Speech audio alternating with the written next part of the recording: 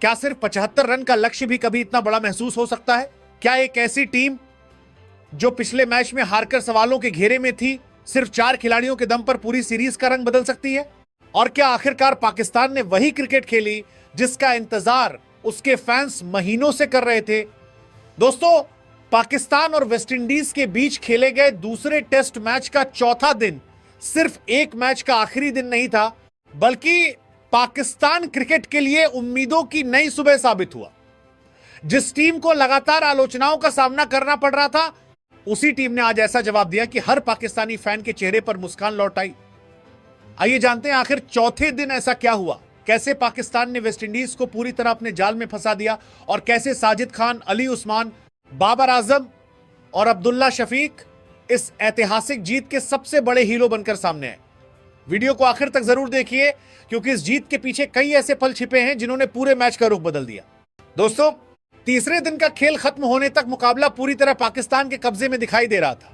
West Indies ने अपनी दूसरी पारी में 103 रन बनाए थे और उसके 6 बल्लेबाज पवेलियन लौट चुके थे।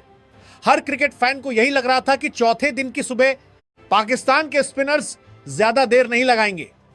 पिच लगातार स्पिन गेंदबाजों की मदद कर रही थी, गेंद तेज टर्न ले रही थी और वेस्टइंडीज के बल्लेबाज हर गेंद पर संघर्ष करते नजर आ रहे थे।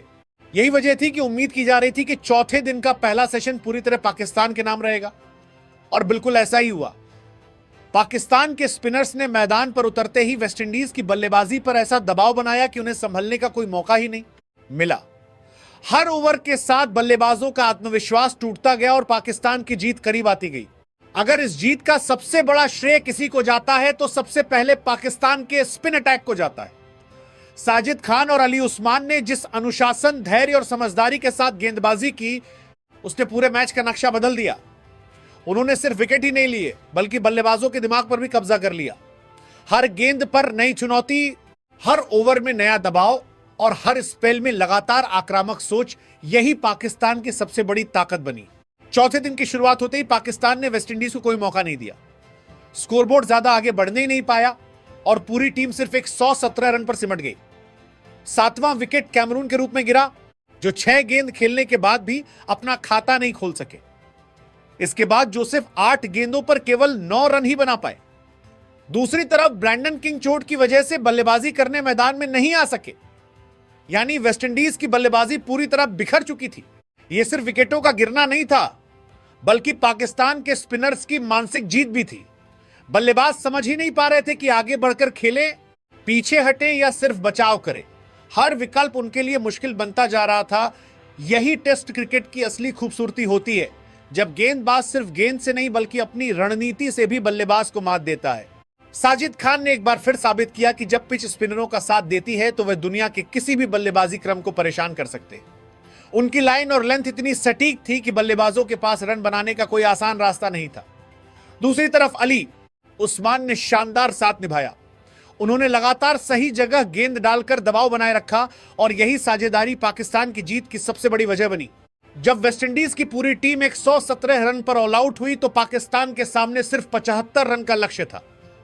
कागज पर यह लक्ष्य बेहद आसान दिखाई देता था, लेकिन पाकिस्तान के हालिया इतिहास को देखते हुए फैंस के दिलों में हल्की सी घबराहट जरूर थी। क्रिकेट अनिश्चितताओं का खेल है और छोटे लक्ष्य भी कई बार बड़े पहाड़ बन जाते हैं, इसलिए हर किसी की नजर पाकिस्तान की शुरुआत पर थी। यहीं पर सामने आए 2 बल्लेबाज, अब्दुल्ला शफीक और बाबर आजम। इन दोनों ने वही किया जिसकी टीम को जरूरत थी। किसी तरह की जल्दबाजी नहीं, किसी तरह का अनावश्यक जोखिम नहीं।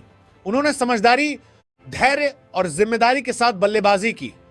हर रन के साथ पाकिस्तान जीत के करीब पहुंचता गया और वेस्टइंडीज के खिलाड़ियों के चेहरे पर निराशा साफ दिखाई देने लगी। अब्दुल्ला शफीक ने एक बार फिर दिखाया कि टेस्ट क्रिकेट में मजबूत तकनीक कितनी महत्वपूर्ण होती है। उन्होंने नई गेंद को सम्मान दिया, खराब गेंदों को बाउंड्री तक पहुंचाया और लगातार स्ट्राइक रोटेट करते रहे। दूसरी ओर बाबर आजम ने अपने अनुभव का पूरा इस्तेमाल किया। उन्होंने मैदान पर वही शांति दिखाई जिसकी उम्मीद एक बड़े खिलाड़ी से की जाती है। उनकी बल्लेबाजी में आत्मविश्वास भी था और मैच को खत्म करने की जिम्मेदारी भी। बाबर आजम की कप्तानी की भी तारीफ करनी होगी। पूरे मैच के दौरान उन्होंने अपने स्पिनर्स का बेहतरीन इस्तेमाल किया। फील्ड प्लेसमेंट हो, गेंदबाजों की रोटेशन हो या बल्लेबाजों पर लगातार दबाव बनाए रखना, हर फैसले में एक स्पष्ट योजना दिखाई दी। कप्तान का सबसे बड़ा काम यही होता है कि वो अपने खिलाड़ियों से उनका सर्वश्रेष्ठ प्रदर्शन निकलवाए और इस मुकाबले में बाबर आजम ऐसा करने में सफल रहे।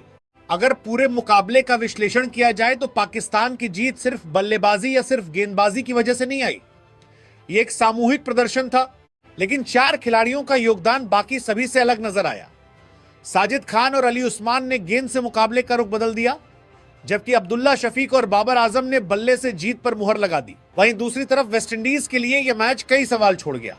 उनकी बल्लेबाजी लगातार स्पिन के सामने संघर्ष करती रही। बल्लेबाजों में धैर्य की कमी भी दिखाई दी और परिस्थितियों के अनुसार खुद को ढालने की क्षमता भी नजर नहीं आई।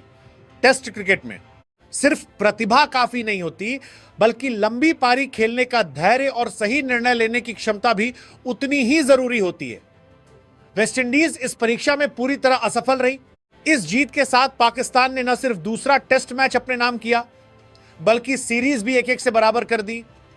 पिछले मुकाबले की हार के बाद जिस तरह की आलोचना टीम को झेलनी पड़ी थी, उसका जवाब खिलाड़ियों ने मैदान पर अपने प्रदर्शन से दिया। यही खेल की सबसे बड़ी खूबसूरती है कि आलोचनाओं का सबसे अच्छा जवाब हमेशा प्रदर्शन से दिया जाता है। अब यह देखना बेहद दिलचस्प होगा कि क्या पाकिस्तान इस जीत से मिली लय को आगे भी बरकरार रख पाता है। अगर स्पिनर्स इसी तरह प्रदर्शन करते रहे, बल्लेबाज जिम्मेदारी निभाते रहे और कप्तानी इसी तरह सकारात्मक रही, तो पाकिस्तान आने वाले मुकाबलों में भी मजबूत चुनौती पेश कर सकता है। फिलहाल इतना तय है कि दूसरे टेस्ट मैच का चौथा दिन पाकिस्तान क्रिकेट के लिए यादगार बन चुका है। यह सिर्फ एक जीत नहीं थी, बल्कि आत्मविश्वास की वापसी थी। यह सिर्फ एक सीरीज बराबर करने की कहानी नहीं थी, बल्कि यह संदेश था कि जब टीम एकजुट होकर खेलती है तो मुश्किल से मुश्किल मुकाबला भी जीता जा सकता है। और शायद यही वजह है कि आज हर पाकिस्तानी फैन गर्व के साथ कह सकता है टीम ने शानदार वापसी की, दमदार क्रिकेट खेली और अपने प्रदर्शन से पूरे देश का सिर ऊंचा कर दिया। लेकिन दोस्तों, असली परीक्षा अभी बाकी थी। कागज पर 75 रन का लक्ष्य बेहद आसान दिखाई दे रहा था, लेकिन पाकिस्तान क्रिकेट का इतिहास गवाह है कि कई बार छोटे लक्ष्य भी बड़े इम्तिहान बन जाते हैं। यही वजह थी कि हर पाकिस्तानी फैन की निगाहें ओपनिंग जोड़ी पर टिकी हुई थी। सभी यही चाहते थे कि टीम बिना किसी जल्दबाजी के समझदारी से बल्लेबाजी करे और इस मुकाबले को आराम से अपने नाम कर ले। जब पाकिस्तान की ओपनिंग जोड़ी मैदान पर उतरी तो अज़ान अवैस और इमाम उल हक ने पारी की शुरुआत की। शुरुआत काफी संतुलित रही और दोनों बल्लेबाज संभलकर खेलते हुए नजर आए। ऐसा लग रहा था कि पाकिस्तान बिना किसी परेशानी के इस छोटे से लक्ष्य को हासिल कर लेगा। पाकिस्तान को पहला झटका सिर्फ 15 रन के स्कोर पर लगा, जब इमाम उल हक तेरा गेंदों पर 9 रन बनाकर आउट हो गए। लक्ष्य भले ही सिर्फ 75 रन का था, लेकिन इस विकेट ने एक पल के लिए ड्रेसिंग रूम और करोड़ों फैंस की धड़कनें जरूर बढ़ा दी। हर किसी के मन में यही सवाल था कि कहीं पाकिस्तान फिर से छोटी सी गलती करके मैच को मुश्किल तो नहीं बना देगा। इसी मौके पर क्रीज पर आए पहली पारी के हीरो अब्दुल्ला शफीक। मैदान पर उतरते ही उन्होंने जिस आत्मविश्वास के साथ बल्लेबाजी शुरू की, उससे साफ महसूस हो रहा था कि वो इस मुकाबले को खत्म करके ही लौटना चाहते हैं। उनके हर शॉट में संयम था, हर फैसले में समझदारी थी और हर रन के साथ पाकिस्तान जीत के और करीब पहुंचता जा रहा था। दूसरी तरफ अज़ान अवैस भी अपनी पारी को लंबा नहीं खींच सके। वह 49 गेंदों पर 18 रन बनाकर आउट हो गए। हालांकि उनकी पारी बड़ी नहीं थी, लेकिन उन्होंने नई गेंद का सामना करके मिडिल ऑर्डर के लिए काम आसान कर दिया। टेस्ट क्रिकेट में कई बार बड़े रन बनाने से ज्यादा अहम होता है नई गेंद को पुराना करना, और अज़ान अवैस ने यही जिम्मेदारी निभाई। अब एक बार फिर पूरा स्टेडियम और करोड़ों फैंस की निगाहें कप्तान बाबर आजम पर थी। पिछले कुछ समय से उनकी फॉर्म पर लगातार सवाल उठ रहे थे। आलोचक कह रहे थे कि बाबर पहले जैसे बल्लेबाज नहीं रहे, लेकिन बड़े खिलाड़ी हमेशा बड़े मौकों पर ही अपनी पहचान साबित करते हैं, और बाबर आजम ने भी यही करके दिखाया। चौथे नंबर पर बल्लेबाजी करने आए बाबर आजम ने बिना किसी घबराहट के अपनी पारी की शुरुआत की। उन्होंने कोई अनावश्यक जोखिम नहीं लिया, बल्कि धैर्य और समझदारी के साथ बल्लेबाजी करते हुए अब्दुल्ला शफीक का शानदार साथ निभाया। दोनों बल्लेबाजों ने मिलकर ऐसी साझेदारी की जिसने वेस्टइंडीज की बची खुची उम्मीदों पर भी पूरी तरह पानी फेर दिया। यह साझेदारी सिर्फ रन जोड़ने की नहीं थी, बल्कि भरोसे, अनुभव और जिम्मेदारी की साझेदारी थी। दोनों बल्लेबाजों ने दिखाया कि टेस्ट क्रिकेट में सिर्फ बड़े शॉट नहीं, बल्कि सही फैसले, मजबूत मानसिकता और धैर्य ही टीम को जीत दिलाते हैं। हर ओवर के साथ पाकिस्तान जीत के और करीब पहुंचता गया, जबकि वेस्टइंडीज के खिलाड़ियों के चेहरों पर निराशा साफ दिखाई देने लगी। आखिरकार वो पल भी आ गया जिसका हर पाकिस्तानी फैन इंतजार कर रहा था। पाकिस्तान ने 75 रन का लक्ष्य आसानी से हासिल कर लिया, दूसरा टेस्ट मैच अपने नाम कर लिया और 2 मैचों की टेस्ट सीरीज 1-1 से बराबर कर दी। ड्रेसिंग रूम में जश्न था, मैदान में खुशी थी और टीवी के सामने बैठे करोड़ों फैंस भी इस शानदार जीत का जश्न मना रहे थे। इस जीत की सबसे बड़ी बात सिर्फ सीरीज बराबर करना नहीं थी, बल्कि टीम का आत्मविश्वास वापस लौटना था। पिछले मैच में हार के बाद जिस टीम की हर तरफ आलोचना हो रही थी, उसी टीम ने शानदार वापसी करते हुए यह साबित कर दिया कि अगर खिलाड़ी अपनी गलतियों से सीख लें तो वापसी हमेशा संभव होती है। अब पाकिस्तान के सामने अगली बड़ी चुनौती इंग्लैंड का दौरा है। वहां उसे इंग्लैंड जैसी मजबूत टीम के खिलाफ टेस्ट सीरीज खेलनी है। इंग्लैंड की परिस्थितियां, वहां की तेज पिचें और मजबूत गेंदबाजी आक्रमण पाकिस्तान के लिए आसान नहीं होगा, लेकिन इस सीरीज से पाकिस्तान ने जो सबक सीखे हैं वही आगे उसके सबसे बड़े हथियार बन सकते हैं। सबसे अच्छी खबर यह है कि बाबर आजम एक बार फिर अपनी लय में लौटते हुए दिखाई दे रहे हैं।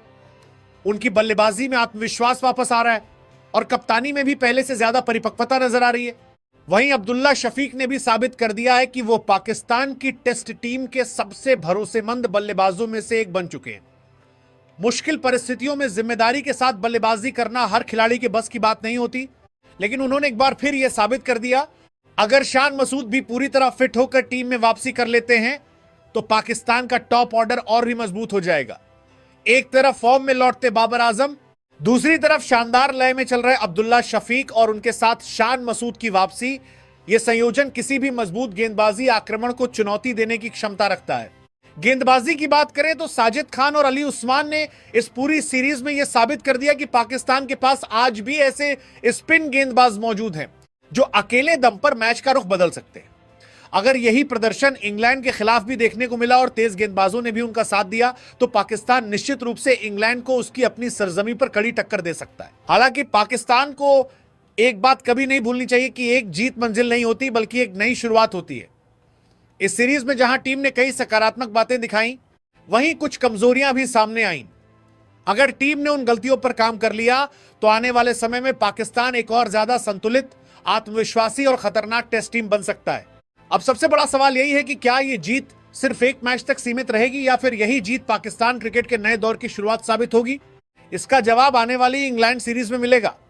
लेकिन फिलहाल इतना जरूर कहा जा सकता है कि इस जीत ने पाकिस्तान के खिलाड़ियों का आत्मविश्वास बढ़ाया है, फैंस की उम्मीदों को फिर से जिंदा किया है और पूरी टीम को यह विश्वास दिलाया है कि अगर प्रदर्शन इसी तरह जारी रहा तो आने वाले समय में पाकिस्तान किसी भी बड़ी टीम को कड़ी चुनौती देने की क्षमता रखता है। अब आपकी क्या राय है? पाकिस्तान की इस शानदार जीत को आप 10 में से कितने नंबर देंगे? और इस पूरे टेस्ट मैच या फिर पूरी सीरीज में बाबर आजम की कप्तानी आपको कैसी लगी? क्या उन्होंने एक कप्तान के तौर पर खुद को साबित कर दिया है या अभी भी उन्हें और बेहतर करने की जरूरत है? नीचे कमेंट सेक्शन में अपनी राय जरूर लिखिए।